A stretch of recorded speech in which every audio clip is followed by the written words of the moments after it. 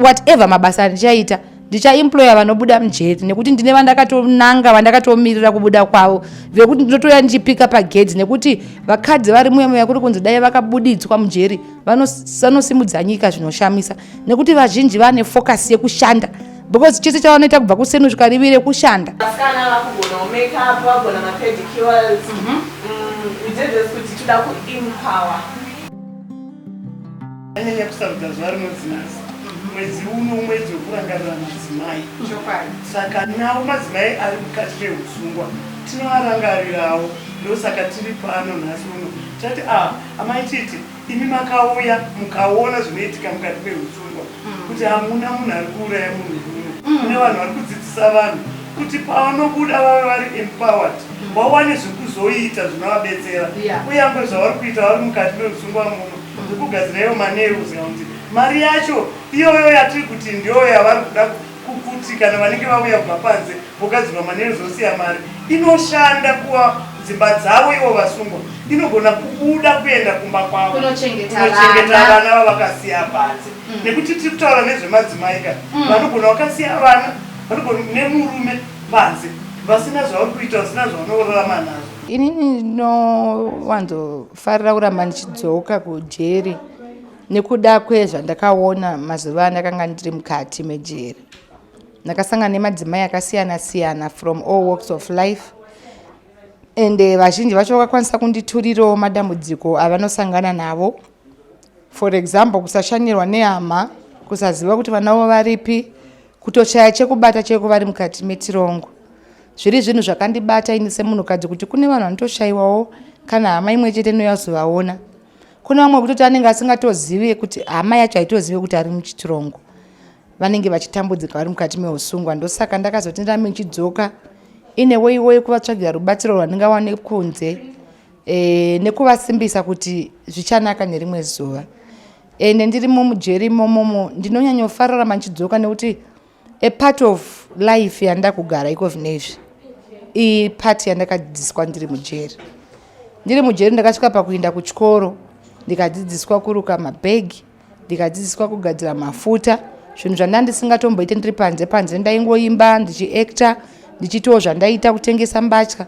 Asi ndinauziva kuti nemaoko angu aya ndinogona kutoruka bhegi, mune maoko angu aya ndinogona kutogadzirawo mafuta ndikatengesa. Saka every time yandotarisa basa rangu randiri kuita mazuva ano ndinorangarira kuti empowerment ndakaiwana kujeri. Zvichiraizvo kuti jeri haisingori nzvimbo inobatwa vanhu zvakashata kana mafungirwo anoitwa nevanhu kuti kunopiwa poison kunopiwa chii.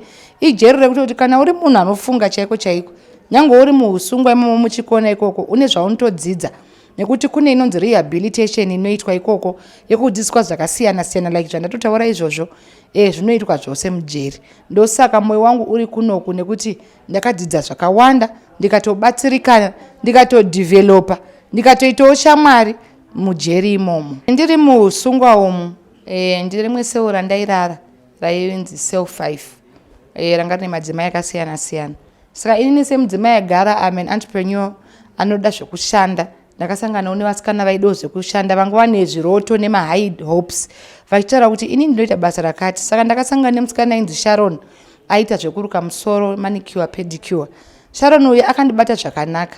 Ndinorangarira dzimwe nguva kana kuti tikaswera tiri busy kujeri taida kuti takumasales aindirakidza kuti anokwanisa kutoita masaji kurakidza kuti munhu ane experience asangori muusungwa. Saka takatanga kugara pasi takutaurana kuti you know kuti ndikabuda ndoda kuedza kuti ndivhure beauty spa, ndoda kuita futi mafuta aya atakugadzira nditengese petroleum jelly yangu inenge yakunziwo Feli Glow. Saka ndichakutsvaga nekuti akandirakidza kuti ane experience through yaakawanawo mujeri imomo. Saka Sharon uya ndindakatanga kubuda ndikamusiya ari mukati asi handina kumukangana. Saka ndakamusiyira nhamba ndikati kana wazotevera unditsvage. Saka pandakabuda ndo pandakatanga kuita zvinhu zvangu zvese in action. Ndakatanga kuzvigadzira maperfume angu zvataidzidza kujeri, ndakatanga kugadzira petroleum jelly, ndakatanga kudzidza zvakawanda wanda ndichiunganidza ndobva ndavhura shop. Ndofunga Sharon achibuda akazonditsvaga 2 weeks after. Ndobva ati mai Titi ndine Sharon uya aimbokumasejai masales ndichimbokuisai manicure because pane nguva yaimbonzi bring your model uite uchirakidza kuti wakugona. Saka aindishandisa semodel yake. saka ipapo handinambotya kana kuti chii nekuti munhu wandakaziva ende mhosva yake yanga isiri yekuti inotyisa zvokuti unoti aiwa handinga associate nemunhu akadai, munhu angairatidza kuti ane focused mind. Saka ndakabva ndangomudeidza ndobva ndangomuita interview ndokwana kwakaita basa. Saka zvaiko zvinezvi ndinoshanda naye ende mareviews akanaka anobva kumaclients angu nevanhu vanaimboshanda navo kudhara kuti Sharon is such a nice person zvekuti ndinotomushurawo zvikuru. Handingodi kuti andishandire, ndoda kutoti aite nekuti mwana anoratidza kuti ane vision yakakura zvakanyanyisa. Usungwa hwekauyu hausi hwekusekana kana hwekufunga kuti iwewo haukwanise kupinda. Ini ndakatomupinda zvinoreva kuti newewo unotomupinda. Usungwa huna kuti uri member kana kuti uri minister kana kuti uri chii. Saka let's practice having a kind heart. Nekuti zvakasungirwa vanhu vese vamunoona vaye muchiseka hamungazvikwanisi, hamungazvizivi. Variko zveshuwa vakapara mhosva kuti nini pandakatopinda kune vandaisingatodi kana kugara pasaidhi. Kungoziva kuti munhu akacheka munhu kwandiri zvaindiremera. Ndaimerera kuti ungacheke mwana womuisa kana kuti mbegi. Ariko macases ari gross ekuti munhu you deserve kugara nezvakaita. Kuita mamwe macases ekuti unoregererawo zvemunhu otomupawo basa. Pane vamwe vakasungwa hazviri kuti wese akasungwa imbavha anoba, hazviri kuti wese akasungwa anodai. Mhosva dzekusungwa dzakasiyana siyana. Saka zvakawanda zvinogona kuita kuti upinde mujeri uchifunga kuti haupinde mujeri. Zvauri kuita but because hausati waona anonyatsokuripotera okuunza kuseri ndosaka uchifunga kuti haupare mhosva. So to me I always say everyone is guilty until proven innocent. Saka don't think iwewe nokuti hausati wabatwa hauna chawakambotadza muupenyu. Unotadza zuva rega rega raMwari asi hausati wangoiswa kuseri chete. Saka ngatiregedzei kuonyera vanhu vemujeri pasi kunge vasingakwanise kupiwa basa. Vamwe vacho inini panapa inini vanhu vese vandichaemploya whatever mabasa andichaita ndichaemploya vanobuda mujeri nekuti ndine vandakatonanga vandakatomirira kubuda kwavo vekuti ndinotoya ndichipika pagedhi nekuti vakadzi vari muyemuya kuri kunzi dai vakabudidzwa mujeri vanosimudza nyika zvinoshamisa nekuti vazhinji vane focus yekushanda because chese chavanoita kubva kusenu zvikarivire kushanda.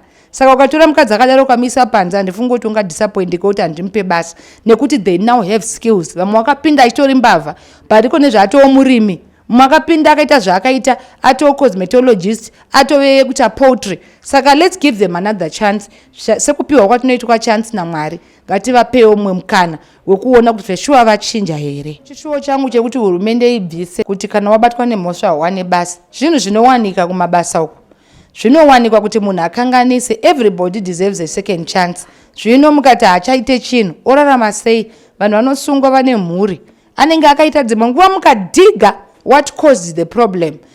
Munotoona kuti zveshuwa anga asiri kuda kuita ichi asi apushwa nekuda kwakati. Madzimai akazara uku inyaya dzevarume, akarambwa nemurume akamuraya, akarambwa nemurume akatanga kuba, akarambirwa vana akatanga kudini.